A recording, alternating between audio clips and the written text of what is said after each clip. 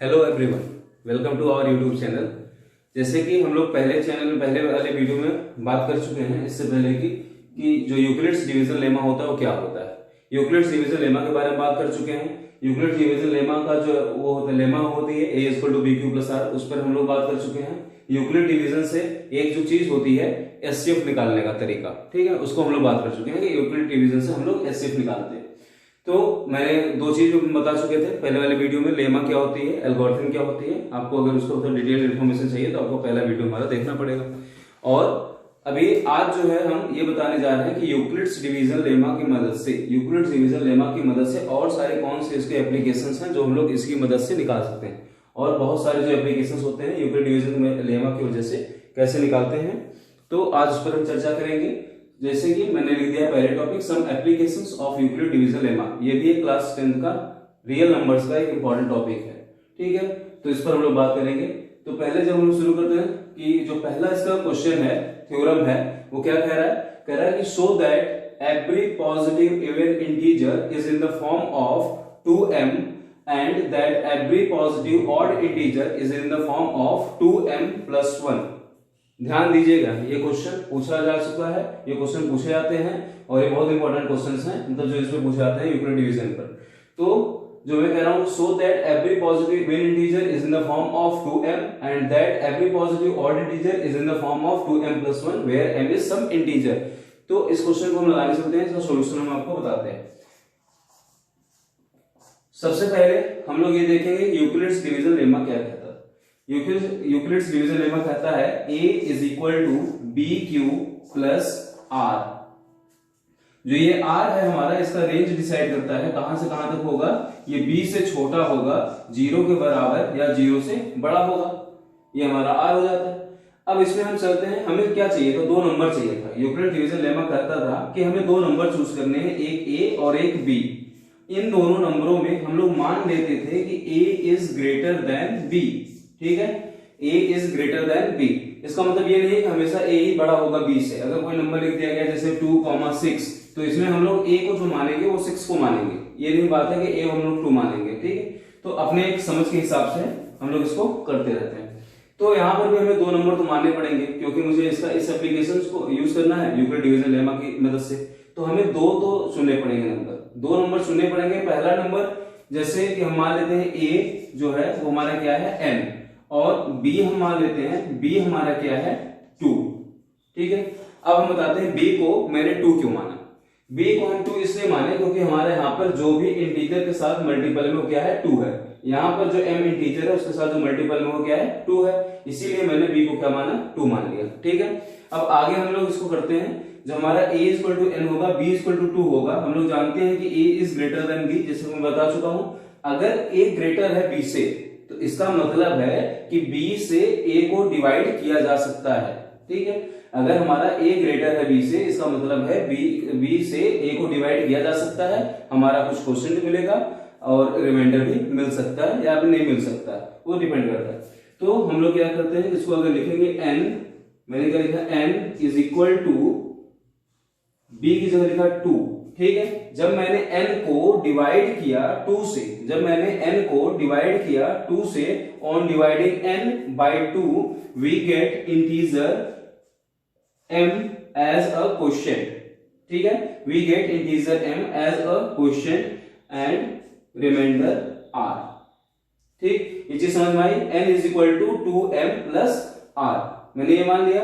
r हमारा क्या हो सकता है, अब यहाँ पर r का रेंज डिसाइड करेंगे। r b से छोटा यानी 2 से छोटा होगा और 0 या 0 से बड़ा होगा। r हमारा 2 से छोटा होगा और 0 या 0 से बड़ा होगा। तो r हमारा क्या क्या हो सकता है, r हमारा हो सकता है 0 और 1, ठीक है, क्योंकि हमें इंटीजर लेना है, हमें इंटीजर लेना है। तो r हमारा क्या हो सकता है 0 और 1। तो इस पर हम कंडीशन अप करेंगे। हमारा जो इस पे कंडीशन लगाएंगे, केस 1 बनाएंगे। तो केस 1 में हम लोग पुट करेंगे क्या, r is equal to 0। When put r is equal to 0, जब हम लोग r is equal to 0 put करेंगे तो हमारा क्या मिलेगा, n is equal to 2m। क्योंकि r जब 0 यहां पर रख देंगे तो बोला ये वाला पूरा टर्म गायब, ये वाला पूरा टर्म गायब, हमारे पास क्या बचेगा 2m। तो n is equal to 2m, ये हमारे पास बचेगा। उसके बाद जब हम लोग केस 2 में put r is equal to 1। किसमें? केस 2 में put r is equal to 1। जब हम लोग r को 1 रखेंगे तो हमारा क्या बन जाएगा, n is equal to 2m plus 1। n is equal to 2m plus 1। हम लोग जानते हैं कि हमारा कोई भी इंटीजर यदि 2 के मल्टीपल में है तो क्या होता है, इवन इंटीजर होता है। और हमारा कोई भी इंटीजर अगर मतलब कोई भी इवन नंबर में कोई भी ऑड नंबर हम ऐड करते हैं तो हमारा ऑड नंबर आता है। किसी भी इवन नंबर में अगर हम ऑड नंबर ऐड करते हैं, जैसे आप ले लीजिए हम एक इवन नंबर मान रहे हैं 2, हम ऑड नंबर एक मान रहे हैं 3, अगर इसको ऐड करेंगे क्या आएगा, 5 आएगा। 5 क्या है, ऑड नंबर है। तो किसी भी इवन नंबर में अगर कोई भी ऑड नंबर जोड़ते हैं तो हमें क्या मिलता है, ऑड नंबर मिलता है। तो हेंस हमारी ये चीजें क्या हो गई, कंडीशन प्रूफ हो गया। तो अब हम लोग बोर्ड में कैसे लिखेंगे, बोर्ड में सबसे पहले जब यहां से स्टेटमेंट लिखेंगे, we know that Euclid's division lemma a is equal to bq plus r। Board में क्या लिखेंगे, we know that Euclid's division lemma a is equal to bq plus r। here we let the two numbers a and b is n and 2। ठीक है, हमने क्या किया कि दो नंबर मान लिए n and 2। फिर आगे लिखेंगे on dividing n by 2 we get m as a quotient and r as a remainder। तो by Euclid division lemma n is equal to 2m plus r। फिर r की कंडीशन लगा देंगे हम लोग। r की कंडीशन क्या होगी, 2 से छोटी 0 या 0 से बड़ी होगी। r हमारा क्या बन जाएगा, दो नंबर बनेगा r। कौन कौन सा बनेगा, एक बनेगा 0, एक बनेगा 1।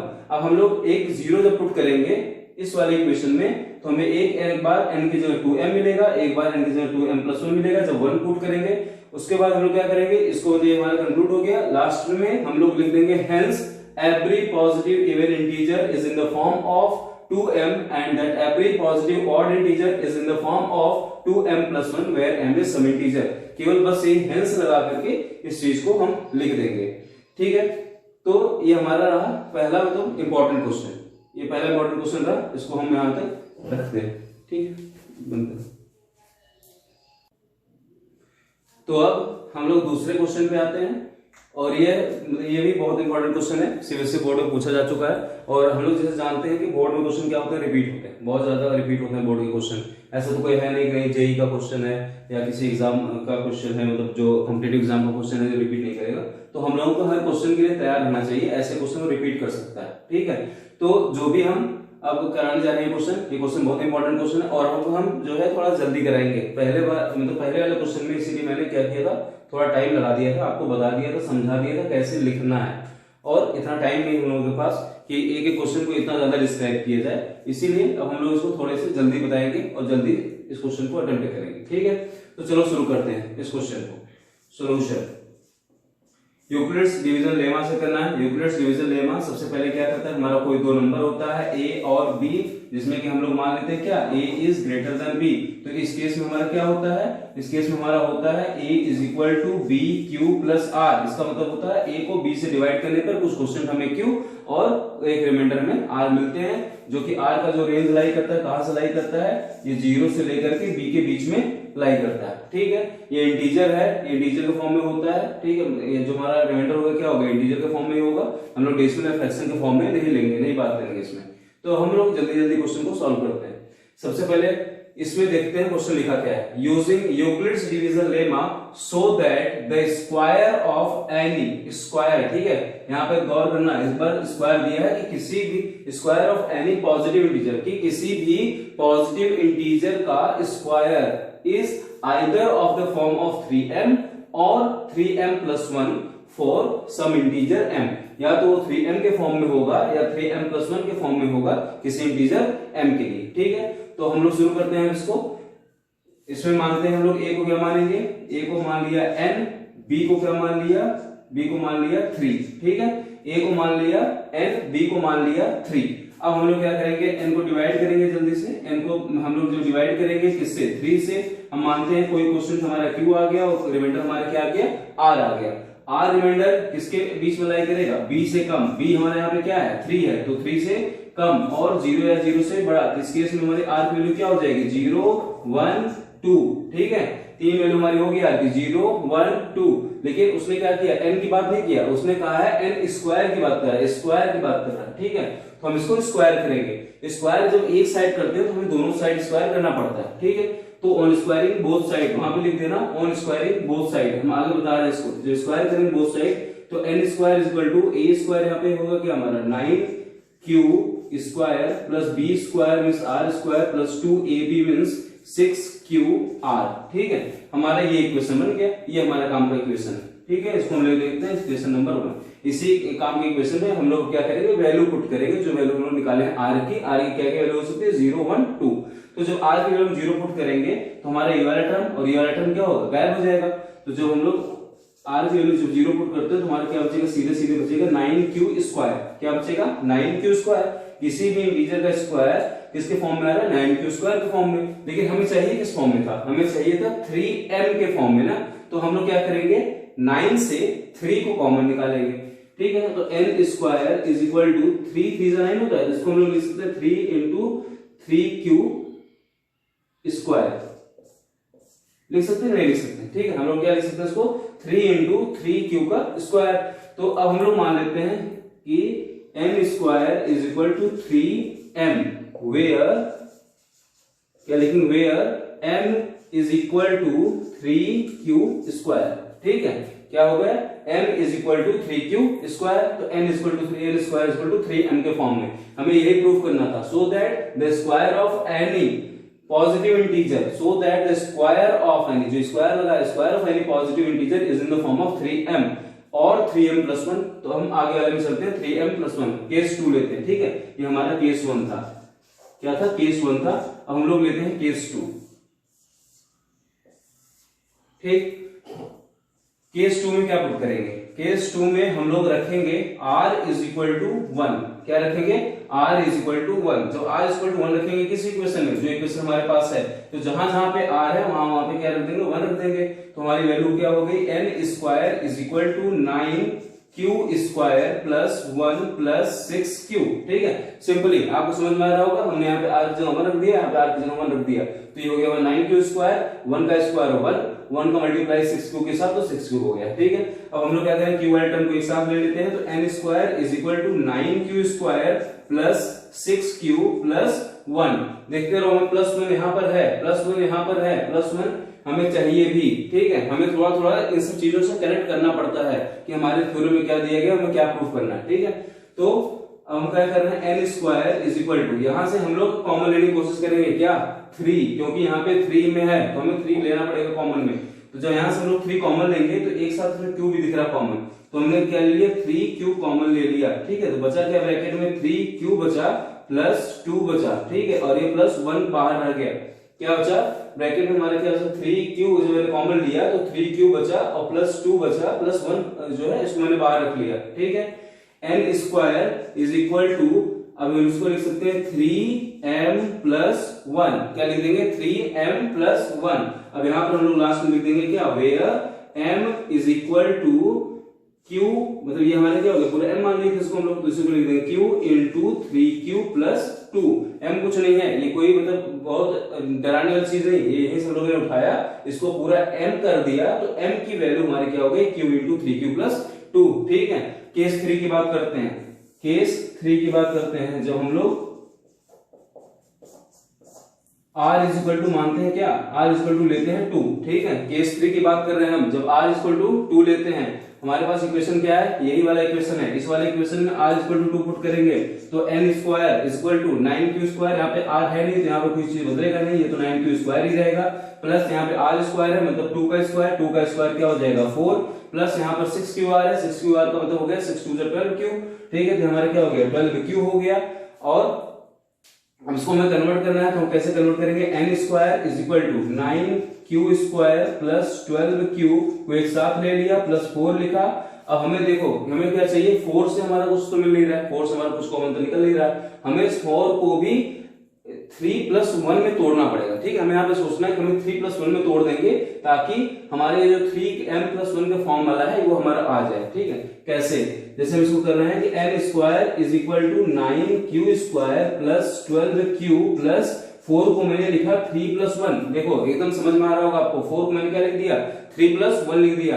अब मुझे क्या चाहिए, यहाँ पे प्लस 1 तो है ही, प्लस 1 मेरे पास मिल गया। ठीक है, मुझे 3m के फॉर्म में बदलना है, तो यहाँ से हम सारा 3 कॉमन निकालेंगे। जो हम यहाँ से 3 कॉमन निकालेंगे तो n square is equal to 3 common आ गया, तो बचेगा क्या ब्रैकेट में 3q स्क्वायर प्लस यहाँ बचा 4q प्लस 1 प्लस 1। ठीक है, क्या बचा 3q² plus 4q plus 1 plus 1। अब हम लोगों ने क्या किया, n² is equal to 3m plus 1 लिख दिया, ठीक है।